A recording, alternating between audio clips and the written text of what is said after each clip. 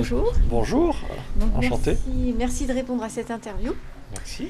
Et tout d'abord, la première question, c'est qu'avez-vous pensé de ce symposium?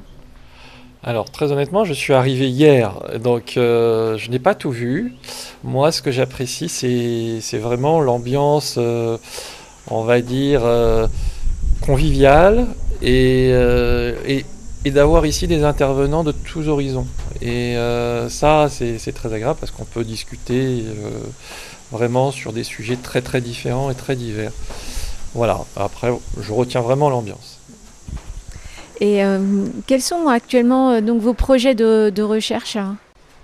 Alors, très honnêtement, actuellement, je n'aurai pas tant des projets de recherche, mais plutôt des projets soit de communication, d'information, soit de compilation de données, parce que pour faire des recherches, il faut des données. Et en amont, comme je l'ai expliqué, on reste quand même limité sur certains aspects et certaines études sur l'accès aux données, et en particulier à l'échelle mondiale. Justement, à propos de données, donc, on a essayé de travailler un petit peu sur la base de données du GEPAN. Donc, on a téléchargé la base de données qui est accessible au public. Et on a eu des petits soucis d'exploitation parce qu'on s'est rendu compte que les fichiers ne sont pas normés. C'est-à-dire que, par exemple, les villes ont des codes postaux, pas des codes INSEE. Est-ce qu'il y aurait un projet de normalisation, c'est-à-dire de qualification de ces bases pour utiliser des référentiels, par exemple, bien normés, pour permettre une meilleure exploitation, par exemple, cartographique? Parce que je ne sais pas comment vous vous y prenez, mais c'est assez compliqué quand même. Alors c'est une bonne question. Alors après, il y a deux façons de répondre à votre question ou vos interrogations. Il faut savoir que ce que met à disposition le GEPAN au niveau du public, d'abord c'est qu'une petite partie de sa base de données. Et c'est une petite partie dans deux dimensions, deux sens, c'est-à-dire que c'est qu'une petite partie des champs qui existent en amont dans la base. D'une part, pour chaque témoignage, on a beaucoup plus de champs.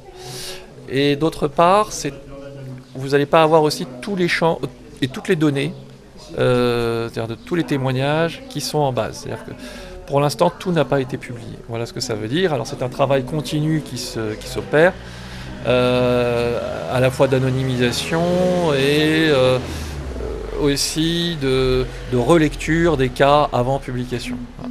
Le GEPAN aussi fait en sorte d'avoir pour chaque cas un compte rendu ou une petite note d'explication avant sa publication. Donc voilà, déjà pour le côté champ, moi ce que je vous conseillerais c'est de prendre contact avec le GEPAN directement et de voir auprès d'eux si sur un projet d'étude ou de recherche, vous pouvez leur demander d'avoir accès à plus de champs ou plus de données. Ça c'est quelque chose normalement que le GEPAN sait faire. Et après, sur la question spécifique des codes INSEE, c'est vrai je crois qu'ils ne sont pas publiés dans le format de fichier que vous avez. Pourquoi? Parce que le public, on va dire, normalement, ne les utilise pas. Ils préfèrent le code postal en général pour se repérer. Maintenant, ce que nous avons, nous, de façon systématique par rapport au témoignage, c'est la position en latitude-longitude aussi. Il y a déjà ce travail de positionnement qui est fait systématiquement. Et donc vous utilisez les XY pour localiser en Voilà, fait, hein. D'accord, d'accord. Parce que j'ai remarqué que beaucoup de champs n'étaient pas, enfin, ou peu renseignés. En fait, il y a énormément de colonnes vides ou colonnes presque vides. Ouais. Et comment pouvez-vous exploiter statistiquement ce type d'information? Puisque ça paraît quand même assez anecdotique dans la masse de données. Parfois, il y a des colonnes qui sont presque vides. Là aussi, c'est une bonne question. Alors après, ça dépend aussi de l'exploitation que vous voulez en faire, hein. On peut soit dire on va faire, je sais pas moi, faire de l'exploitation sur les champs, sur le côté socio-professionnel, voir quel type d'observateur il y a derrière. Ou alors, comme je l'ai fait moi, parce que je vous disais, j'ai eu les mêmes soucis que vous, donc j'allais chercher l'information la plus récurrente et la plus accessible, qui était en général la position du témoin et la date et l'heure d'observation. Ça, en général, à 95%, voire 98% des cas, on l'a. Mais au-delà de ça, il n'y a jamais d'obligation de saisie systématique de tous les champs dans la base. Alors il faut savoir qu'il y a à peu près 500 champs de façon exhaustive pour chaque témoignage. Donc si on veut aller jusqu'au bout du remplissage, on peut passer énormément de temps. Alors pourquoi ? Parce que qui peut le plus peut le moins. C'est-à-dire que quand il y a une observation, mais parfois on a plus d'informations, donc il faut quand même pouvoir les saisir quelque part. Et parfois il y a très peu d'informations. Alors pourquoi ? Parce que ce sont des vieux cas. Et d'une part, et d'autre part, il n'y avait pas eu d'enquête. Et d'autre part, les enquêteurs de l'époque, quand le GEPAN a décidé de mettre en ligne sa base, il n'y avait personne pour refaire la saisie de toutes ces informations. Donc là, on a aussi une question de moyens. Vous allez avoir quelques champs qui, globalement, sont un peu plus remplis. Vous allez avoir la couleur, vous allez avoir la forme. On essaye quand même d'avoir les azimuts et les directions d'observation, parce que ça aussi, quand on veut faire une enquête, c'est assez essentiel. Mais dès qu'on sort des 5, 6, 7, 8 champs, on va dire primordiaux, ça va être très très vite, pas très vite, mais très hétérogène en tout cas. Il va y avoir vite des manques. Et parce qu'encore une fois, alors là aussi ça vient du mécanisme un peu historique, il n'y a pas tout le temps des enquêtes approfondies sur les cas.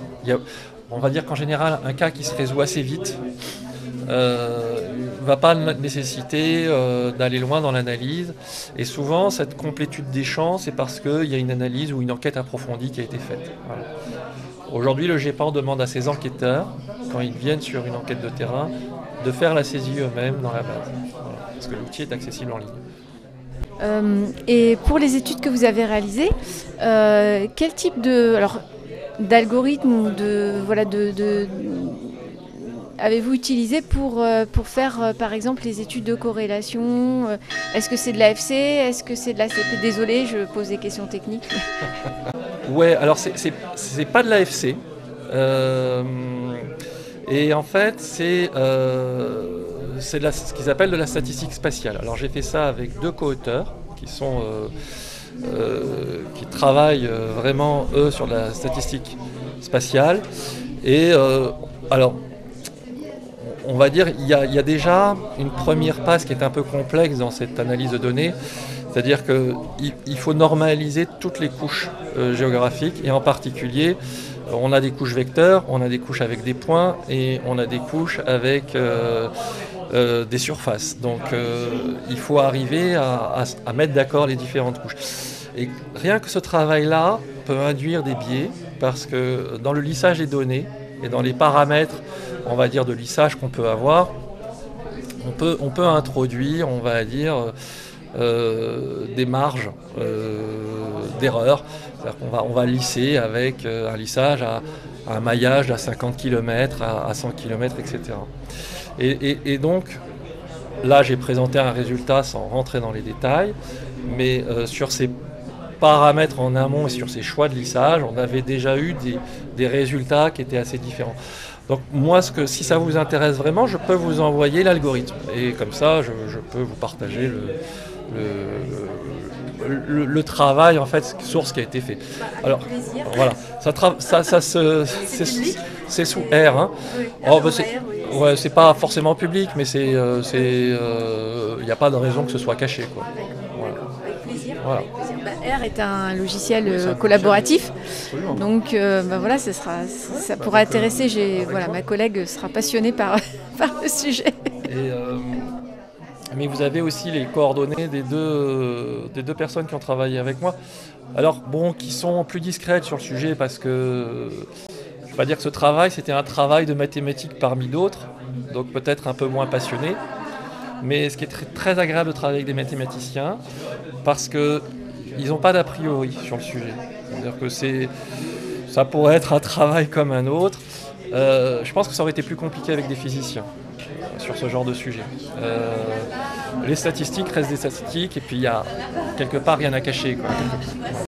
Et j'ai une dernière question. Pensez-vous qu'avec le grand mouvement de divulgation qui semble se dessiner, le GEPAN pourrait réorienter sa politique et peut-être être de nouveau plus actif qu'il ne l'a été dans les années précédentes ? Alors j'ai pas à répondre à la place du GEPAN, bien sûr.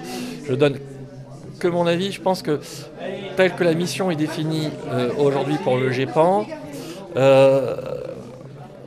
à périmètre et à budget constant, enfin à budget constant, ce sera difficile de changer parce qu'il y a vraiment une difficulté budgétaire. C'est-à-dire que le GEPAN, quelque part, a une capacité de traitement limitée et avoir plus de cas ou plus de réceptions rendrait le travail plus compliqué aujourd'hui. Donc il y a vraiment un travail en plus de sélection en amont qui doit se faire. Si on doit lui dire demain, vous ajoutez à votre mission tel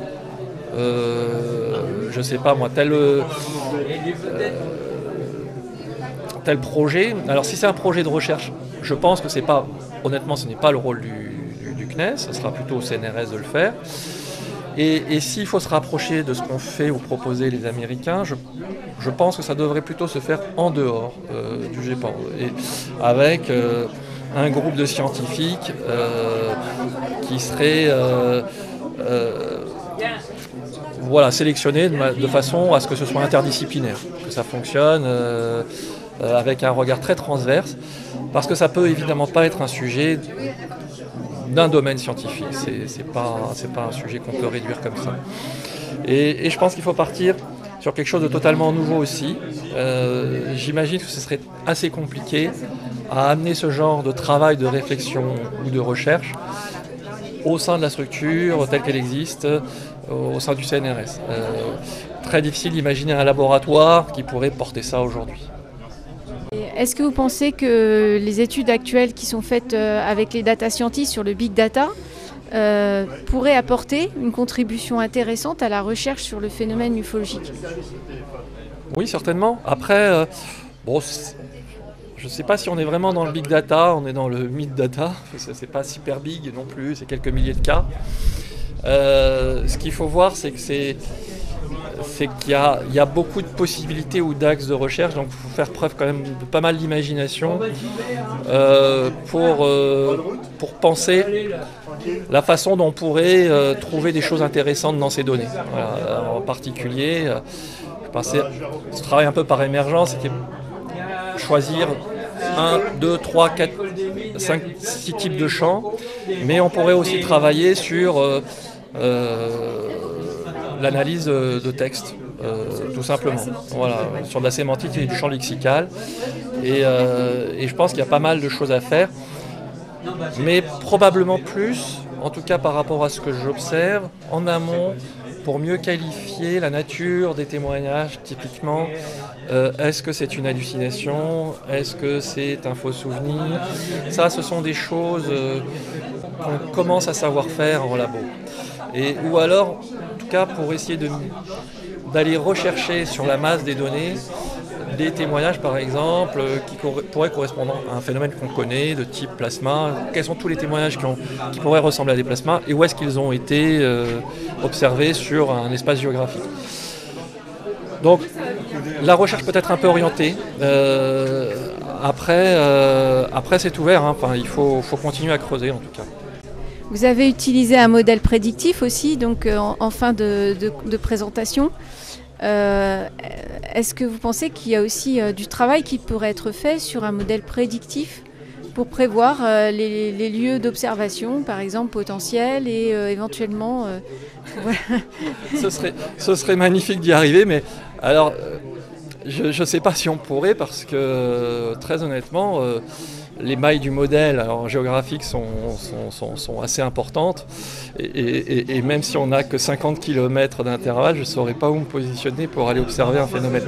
Non, par contre, je pense qu'en amont, il faut continuer à ce qu'on essaye de faire au niveau des réseaux de collecte, c'est-à-dire qu'un réseau comme Fripon, je ne sais pas si vous en avez entendu parler, qui est un réseau de caméras qui maille la France, avec l'objectif initial qui consiste à capter les météores et les bolides pour pouvoir retrouver le point de chute, donc recalculer les trajectoires. Mais si on a ce genre de maillage, bien sûr, ça d'autres ont commencé déjà à y penser et à vouloir travailler avec Fripon dans ce sens-là, s'en servir pour détecter des phénomènes inexpliqués et pouvoir croiser... alors peut-être avec des modèles justement prédictifs et de voir si ce serait intéressant de mettre une caméra dans un coin où il pourrait apparaître une forte densité. Typiquement, ce qui se fait à Esdalen, on n'est même plus dans le prédictif, c'est qu'on a une zone où on a bien identifié qu'il se passait des choses, et là, on a posé les caméras. Et je pense qu'il faut aller dans ce sens-là. Très bien, je vous remercie beaucoup pour toutes vos réponses. Et merci encore pour cette excellente conférence tout à fait passionnante. Eh bien, merci à vous. Merci.